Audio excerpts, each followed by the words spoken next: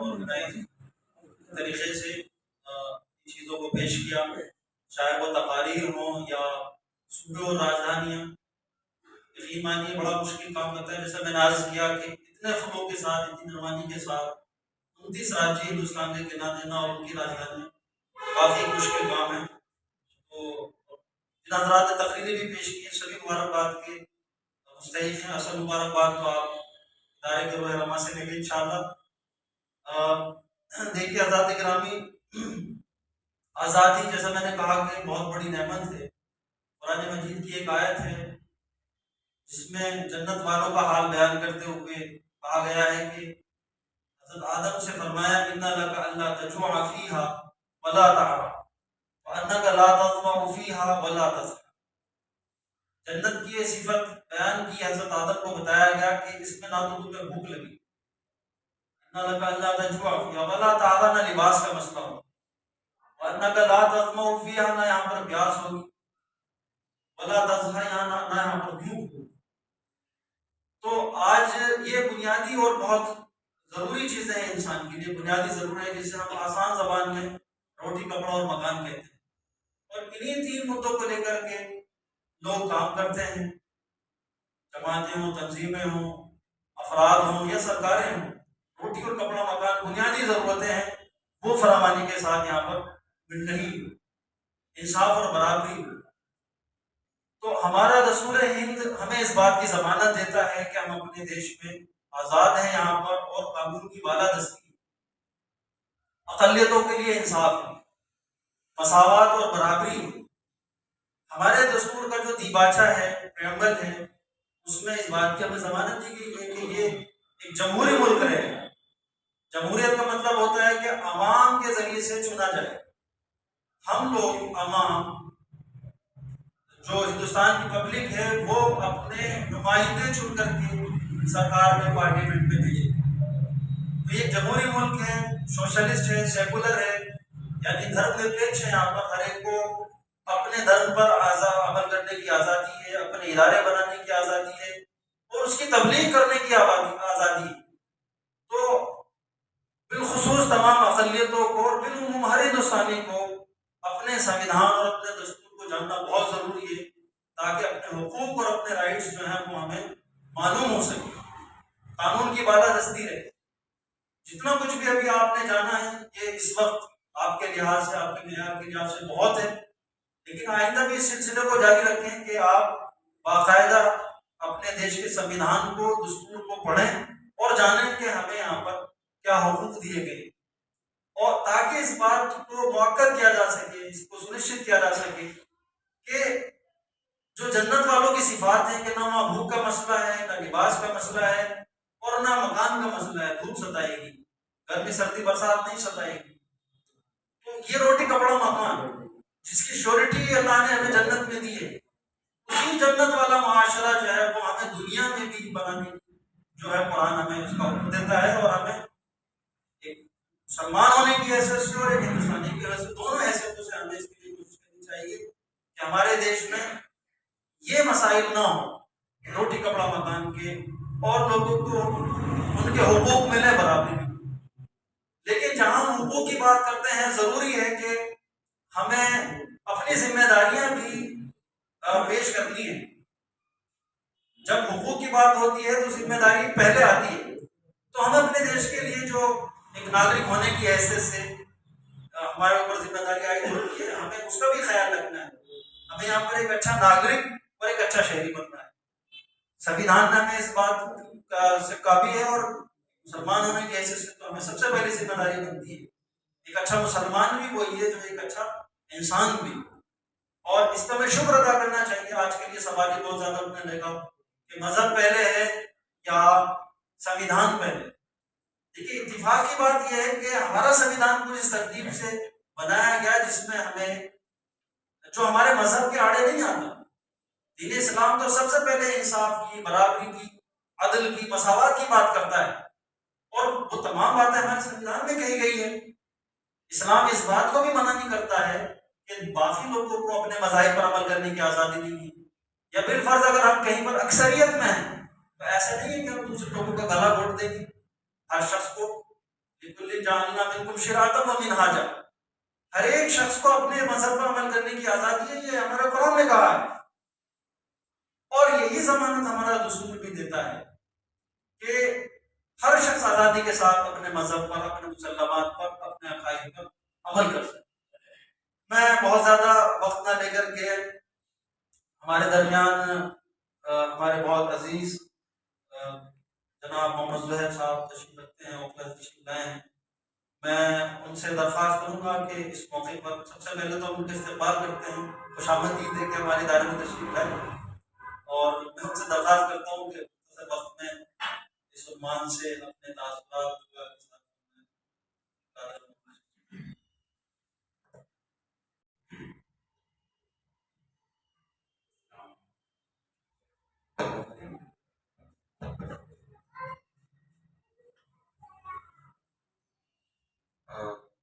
इतना मोहब्बत हुई और मैं जामिया नगर से आया हूँ, शाहीन बाग के पास,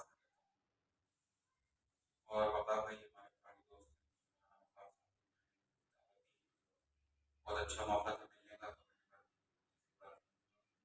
सारे बच्चे मोहब्बत मान रहा था। असल में सबसे पहले तो आप सबका मतलब वाकई आप लोग तारीफ के काबिल हैं कि जिस तरीके से आप लोग ने बच्चों की तरबियत की है और बच्चों को आपने जो बेसिक चीज़ें हैं और हमारी हिस्ट्री प्राइम मिनिस्टर प्रेसिडेंट सब आपने अच्छे से याद दिलाया और याद कराया, तो आपके बच्चे और आप लोग को बहुत काबिल तारीफ। तो देखिए, मैं तो कोई आलिम नहीं, एक साधारण सा इंसान। हाँ, इतना मैं जानता हूँ कि ये जो मोहब्बत है ना, जो अपने मुल्क से मोहब्बत है, या कहा जाता है कि हमें तिरंगे से प्यार करना है, प्रेम करना है, अपने देश से मोहब्बत करना है, या संविधान से मोहब्बत करनी है, तो असल में ये हमें करनी नहीं है, हमें मोहब्बत करनी नहीं, ये ऑटोमेटिकली होनी चाहिए। ये एक ऐसी चीज़ है जो बहुत नेचुरल है, मतलब अपने आप होती है। जैसे किसी बच्चे से ये कहा जाता है कि तुम अपने माँ से मोहब्बत करो, उसी तरीके से आप लोगों ने ये सीरत की किताब में पढ़ा होगा कि हुजूर सल्लल्लाहु अलैहि वसल्लम जब हिजरत करनी पड़ी जा रहे थे, तो पलट के देख रहे थे, पलट के काबे को, मक्का को देख रहे थे। तो ये एक नेचुरल मोहब्बत है जो दिल में सबके होती है, अपनी जमीन से, अपनी सरजमीन से।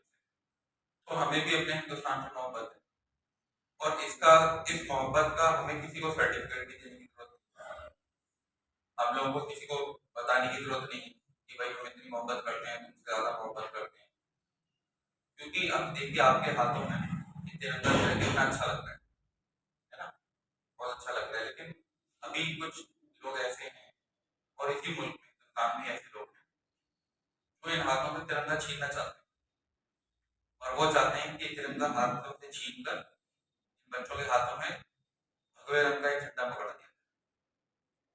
तो वो असल में हमारे तिरंगे से, हमारे संविधान से, हमारे आइन से असल में जो मोहब्बत नहीं करते हैं वो लोग। अब इन लोगों को काउंटर करने के लिए हम क्या करेंगे? क्या इसके लिए हम लड़ेंगे, या हम क्या चीज करेंगे? जाहिर सी बात है हम नहीं करेंगे, कि हम खुद लोग कानून के पाबंद हैं, आइन के मानने वाले लोग हैं। तो इसमें सब लोग अपनी अपनी तरकीबें लगाते हैं, है ना। जो पॉलिटिशियन है वो पॉलिटिक्स के हिसाब से बात करता है कि तुम इलेक्शन लड़ो, तुम अपनी ज्यादा सीटें करो ताकि तुम्हारी बात जा सके। कोई प्रोफेसर है तो अपना इंटेलेक्चुअल तरीके से बात करेंगे। तो इसमें एक नुमाया नाम है, और आप लोगों ने तो नाम सुना होगा, मौलाना शम्स नबी उस्मानी रहमतुल्लाह। आलिम क्या सोचता है, ये है एक आम आदमी की और आलिम की सोच में फर्क। आम आदमी क्या सोचेगा, अरे भाई लड़ेंगे मरेंगे और ये सब भावना करेंगे इनसे, और लड़ जाओ, सड़क पे आ जाओ। उन्होंने क्या सोचा, उन्होंने कहा कि देखो भाई ऐसे मुकाबला तो हो नहीं सकता, आपको आइन के साथ चलना है, कानून के साथ चलना है। तो एक काम करो कि ये लोग किस वजह से आपका विरोध करते हैं, ये लोग हैं कौन सबसे पहले जो आपके खिलाफ हैं, जो आपसे नफरत कर रहे हैं।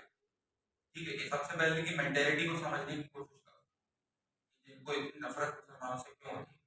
तो उन्होंने क्या करा कि कुरान को और उनके जो स्क्रिप्चर्स हैं, किताबें हैं, जैसे आप लोग हिस्ट्री साइंस पढ़ते हैं, वैसे वेद हैं, गीता है, ये सब उन्होंने पढ़ने शुरू कर दी, और और ये पढ़ते पढ़ते उनको बहुत सी चीज़ें ऐसी रियलाइज हुई कि अरे यार, जैसे कि तो 90% चीज़ें तो कॉमन है, एक ही बात है। तो उन्होंने कहा कि अब हम एक ऐसे काम करेंगे, कुछ ऐसी चीज़ें बनाएंगे, एक ऐसा फ्रेमवर्क तैयार करेंगे कि जिससे ये जो दो कौमें आपस में दो भाई की तरह रहती हैं यहाँ पे 1000 साल से, इनके अंदर दूरियां कम हो जाए और ये जो नफरतें हैं ये मोहब्बत में तब्दील हो जाए। तो उसका जो निचोड़ है वो मैं आपको बताता हूँ। उन्होंने जैसे एक बात कही कि उसका स्लोगन उन्होंने बनाया कि हमारा पूज्य एक परमेश्वर, बोले कि हम सबका मालिक एक है। जब हमने ये बात रखी तो एक तंजीम है वर्क के नाम से, जिसका मैं एक छोटा सा, तो हमने बात रखी कि हमारा सबका मालिक एक है। जब हम ये बात लेके गए लोगों के पास तो देखा तो चाहे कितना ही कोई कट्टर से कट्टर मालिक हो आपका, उसने बात ही मानी कि हाँ भाई सबका मालिक एक है। और जब उससे बात समझाई तो उसने कहा कि हाँ भैया आप सही कह रहे हो। बड़े बड़े पंडितों की बात कर रहा हूँ, मैं एक आम आदमी की नहीं, जो बड़े देव की नंदन ठाकुर और जो बड़े बड़े कथावत, वो लोग ये कह रहे हैं कि अरे देवता तो बहुत सारे होते हैं, देवता बहुत सारे होते हैं, जैसे आपने समझ, जैसे हम कहते हैं फरिश्ते, इब्राहिम, इंद्र हैं, जैसे लोग कहते हैं कोई बारिश का काम कर रहा है, कोई जमीन का, कोई हवाएं चला रहा है, देवता बहुत सारे होते हैं, भगवान एक ही होते हैं। तो हमने कहा भाई ये तो हम कह रहे हैं कि सबका मालिक एक है, हमारा पूज्य एक परमेश्वर, सबका अल्लाह ईश्वर सबका बनाने वाला एक। फिर हमने बोला हमारी जाति मानव परिवार, यानी कि ये जाति पाति के चक्कर छोड़ो, कोई ऊंचा नहीं होता, कोई नीचा नहीं होता, कोई काला नहीं, कोई गोरा नहीं। ये तो हमारे नबी ने 1500 साल पहले बता दिया।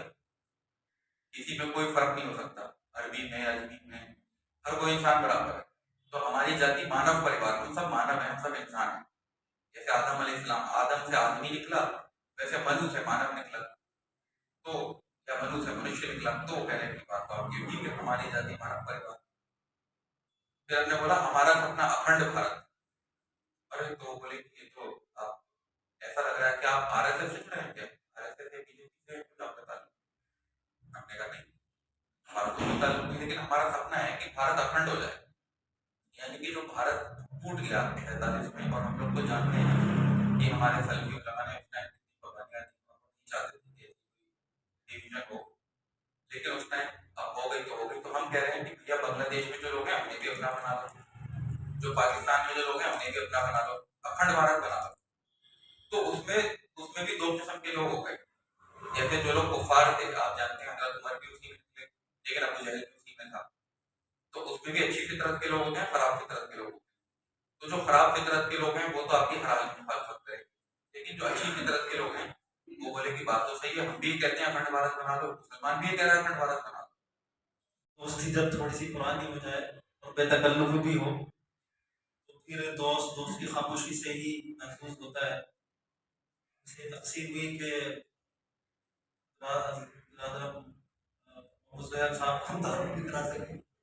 आप माशाल्लाह बड़े सोशल एक्टिविस्ट हैं और बड़ी पाबंदी के साथ खालिस नॉन मुस्लिम में जाकर के अपनी मुस्लिम आइडेंटिटी के साथ जो है वो उनको ये बातें समझा रहे हैं जो आपने देखी, और उसमें कोई मुश्किल नहीं है, सिर्फ भाषाओं का अंदर है। अभी जो सर ने बात बताई है कि हमारा पूज्य एक परमेश्वर, उसमें भी बड़ी अजीब सी बात लगती है, जैसे कि मंदिर में बैठ कर के उसको हिंदी में अगर ट्रांसलेट करने हम तो पूज्य यानी माबूद, और परम ईश्वर, ईश्वर का ही ईश्वर इलाहुल आलमीन जो हमारे यहाँ कहते हैं, हमारा जो माबूद है वो इलाहुल आलमीन है, हमारा फख्र हिंदुस्तान है।